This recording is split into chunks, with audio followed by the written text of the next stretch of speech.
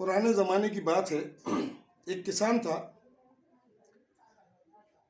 उसका एक बेटा था।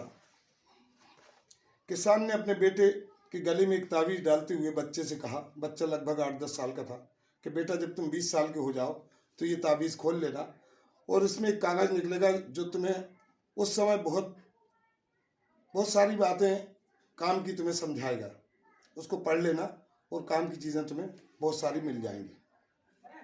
बेटे ने कहा, ठीक है पिताजी। जब बच्चा 20 साल का हुआ, उसने वो ताबीज़ खोला तो उसमें एक पेपर निकला। पेपर में लिखा था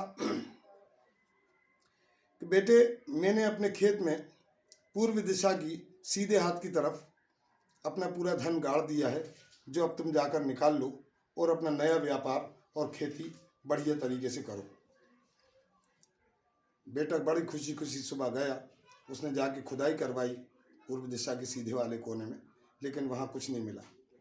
बेटा समझ गया कि तहरीर लिखने वाले ने, चूँकि उसके पिताजी तो पढ़े लिखे थे नहीं, वो समझ गया कि इबारत जिसने लिखी है उसने हमारा धन चोरी कर लिया।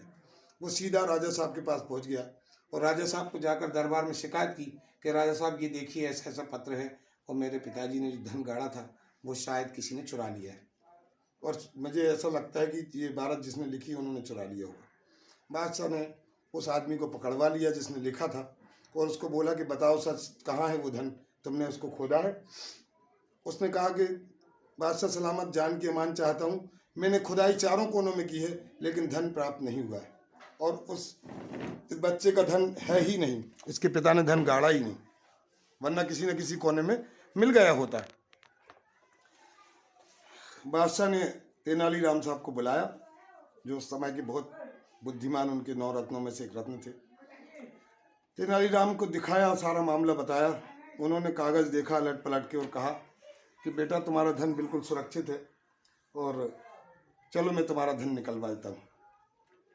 तेनालीराम गए, उस बच्चे को साथ ले गए और खेत में एक किरास ऐसा उन्होंने रस्सी बांधी, चारों कोनों में खूंटियाँ ठोकी और बीच में जहाँ पर उसका सेंटर पॉइंट आया वहाँ खुदाई करवाई और माल निकल गया। वहाँ पर उसका धन गड़ा हुआ मिल गया।